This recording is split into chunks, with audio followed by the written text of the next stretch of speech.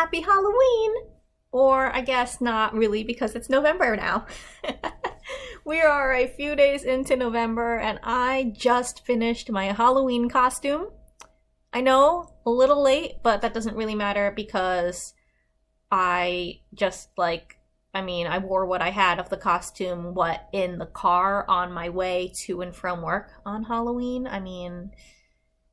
My life is I kind of had no influence of Halloween spirit anywhere in my environment around me this year. I don't know what's up with that exactly, but whatever. I don't know. Halloween, it's nice and all. I like costumes, but I don't really feel like I get the Halloween spirit here at home very much.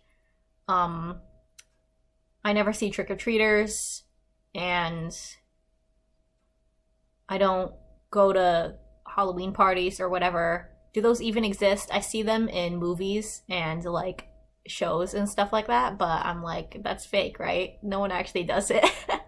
Maybe they do, and I'm just missing out.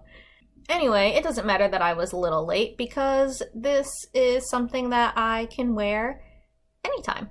You see, when I was trying to think of what to do for Halloween this year, I was like, okay, well, you want something sort of casual enough that you can kind of wear it to work and it's not gonna really get in anyone's way or anything. I guess that depends on what kind of workplace you have.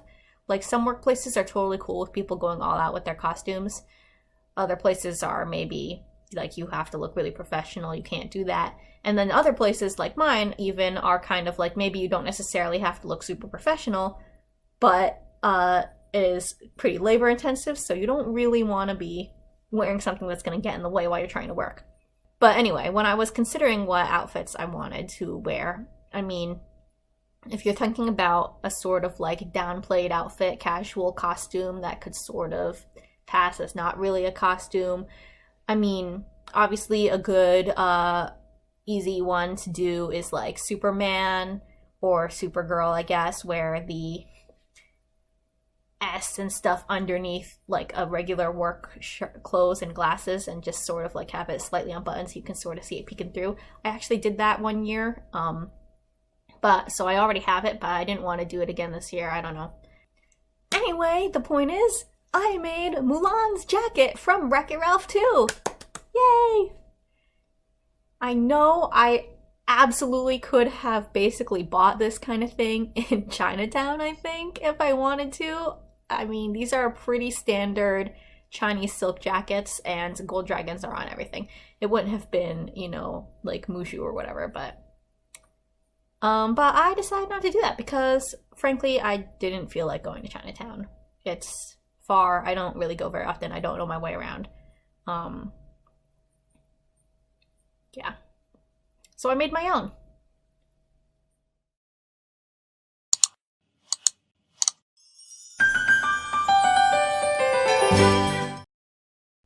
I'm using an old coat of my grandfather's as a sort of basis for my pattern because it's also this sort of Chinese silk jacket type pattern.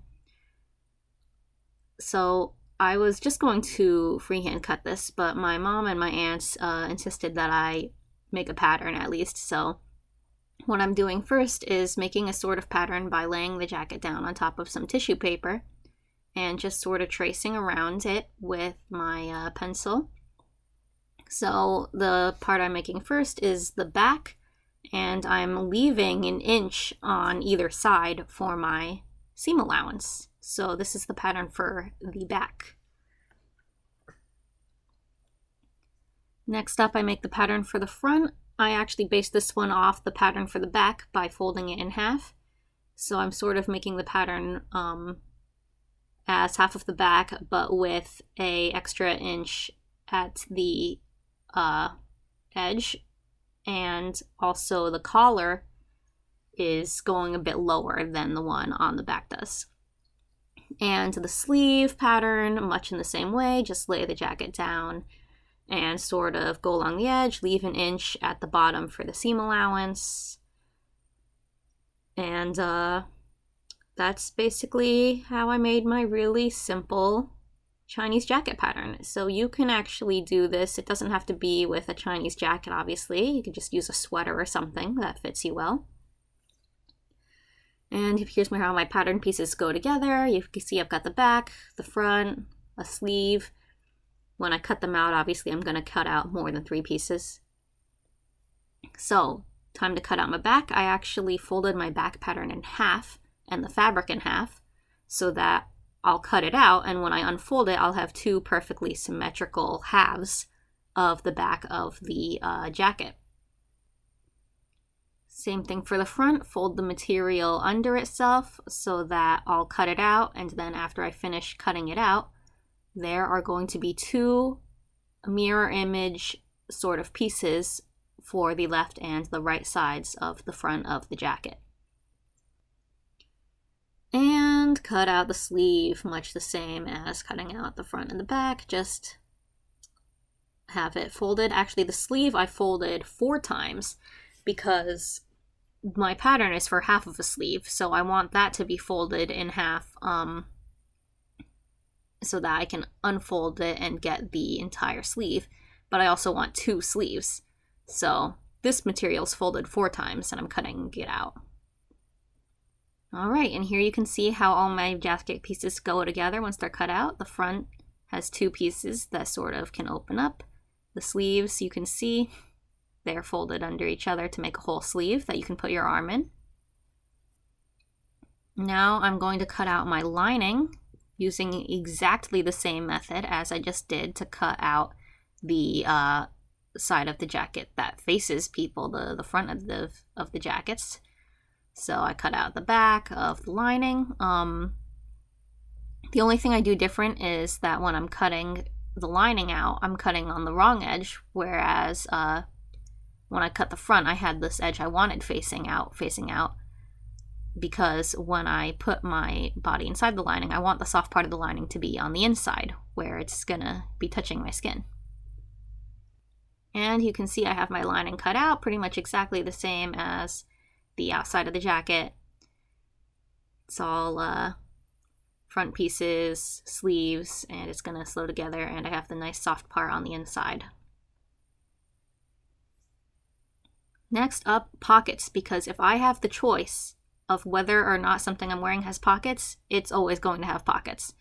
So I have a pocket pattern that I made for when I'm adding pockets to dresses and stuff. And on a jacket, the edge is a little different. It's more vertical, so I'm just folding it in a little bit. Still making sure it's big enough for me to, you know, put my phone in and things like that. And to just sort of place that and figure out where I want it to go on the front halves of my jacket. So I'm going to cut out my pocket pieces. I'm going to use the lining to cut this out too, because when I stick my hands inside the pockets, I want to feel the nice softness of the lining. So I'm cutting out 4 pieces of the lining into pockets, because each pocket has 2 sides, the front and the back of the pocket, and then there's 2 pockets, obviously, one for each side of the jacket. So here is how the pockets are there. I've also made these little welts that are going to show on the outside. So I've got the pocket part, the white part is going to go inside, and this red is actually going to be on the outside where it shows.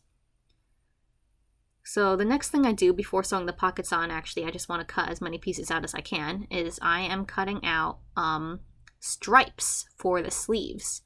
I wasn't originally going to do this because it seemed like extra work, but then I was like, no, I gotta do it. So basically I just cut out a really long strip, and you can see how it lines up compared to the sleeve. It's about the proper length. So after I cut that out, I fold it in half, sort of, sew it in underneath itself and iron it flat, and pin it to the outside of the sleeve in preparation for sewing, so you can see how it is. And I'm gonna sew on either side of the stripe onto the sleeve. And here it is, all sewn on. So I've got stripes on my sleeves now. How exciting.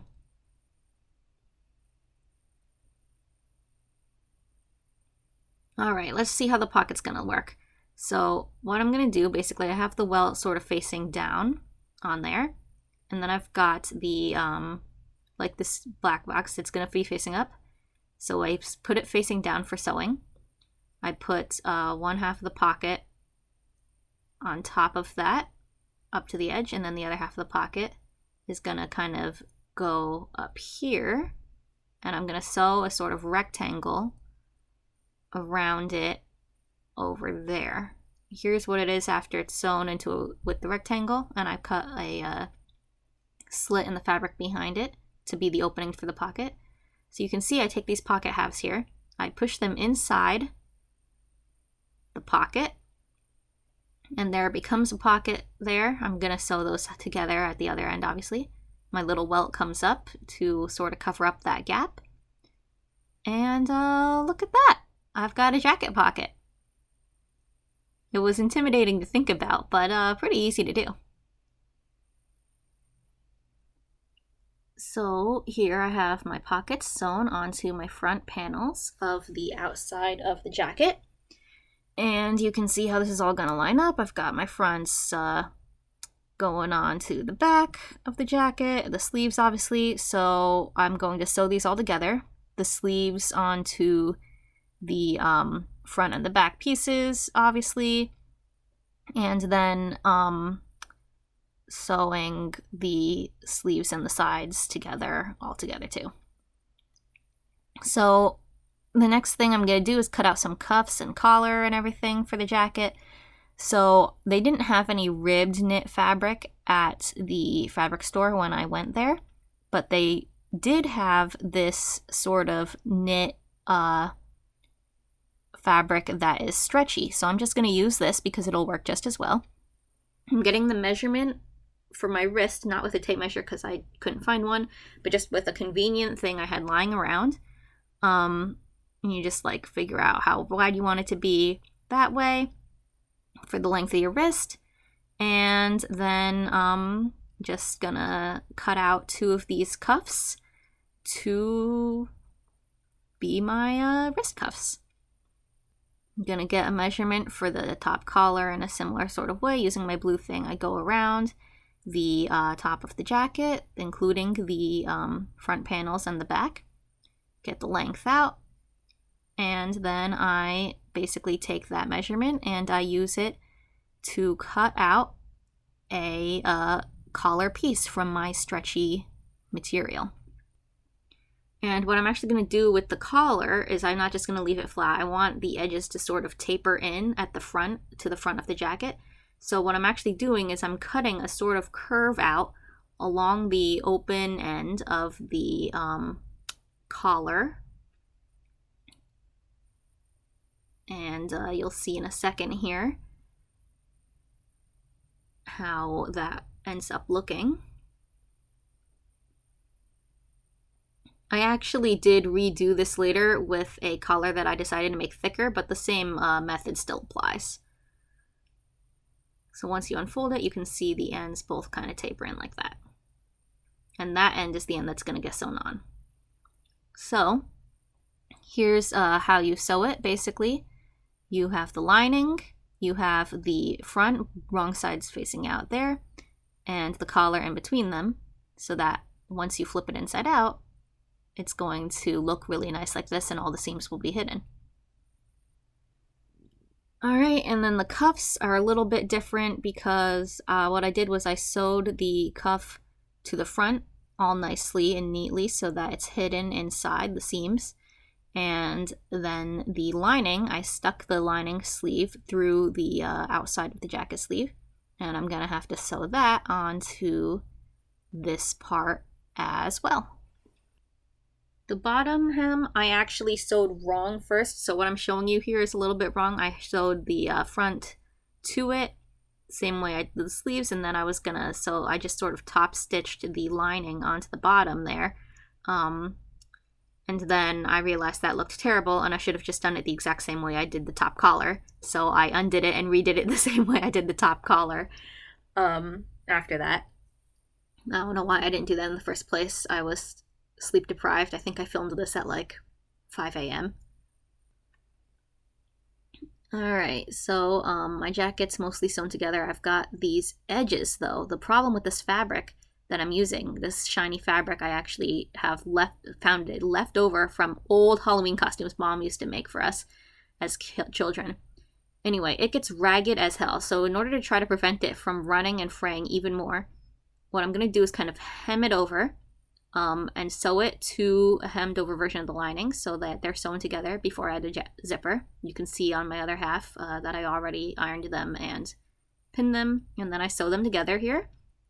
Look at that, looks nice. Maybe I won't add a zipper. Haha, no, I'm still going to add the zipper. Okay, so the zipper I want to be facing this direction. So the way that you sew it is you sort of flip it over and sew that part together, the wrong side, so that when you flip it up again, it looks really nice and crisp. All right, Halloween morning. The jacket's mostly sewn together. Just gotta add some finishing details, and this part, as you know from the beginning of the video, I did not finish until a few days in, but that's all right. I had the jacket at least. So I bought this gold iron-on transfer paper, where you just cut out your design and then you can iron it on to your fabric. So I drew these sort of Chinese dragon-like Mushu's because in the movie, you know, Mulan has Mushu on her jacket, but it's just Mushu. It's not very Chinese dragonish, and even though he is a Chinese dragon, I wanted it to look a little more traditional, so I sort of drew my own. And cut them out. That took forever. And you lay the pattern onto the jacket, put a sort of cloth or something over it, so you're not just ironing directly onto the iron-on paper. You have a sort of barrier. And you just iron it on. And that's how I made my Mulan jacket. You can see it here. I've got this awesome zipper. I've got my Mushu dragons on the side. Badass collar. Here you can see him on the back here. That's the scene from the end where he's like, "I'm your worst nightmare," with the fireworks, you know. Just sort of made that up. I don't think it's on the movie version, but whatever. Right, I have my pockets. This is a jacket that I can wear pretty much anywhere, which is awesome. I'm definitely gonna just randomly wear it at outings with friends and stuff because it's just a nice warm jacket that I can wear in like the fall. Oh, I almost forgot to add, I was thinking while I was doing it that this could totally double as a Colleen Wing jacket because she wears Chinese silk bomber jackets all the time too. All you have to do is like add the tattoo and a sword, you know? I mean, I didn't do that because, well, also because I didn't want to makeup to smudge the jacket. I don't know where people get the makeup that does that properly, but anyway, that's totally another awesome use.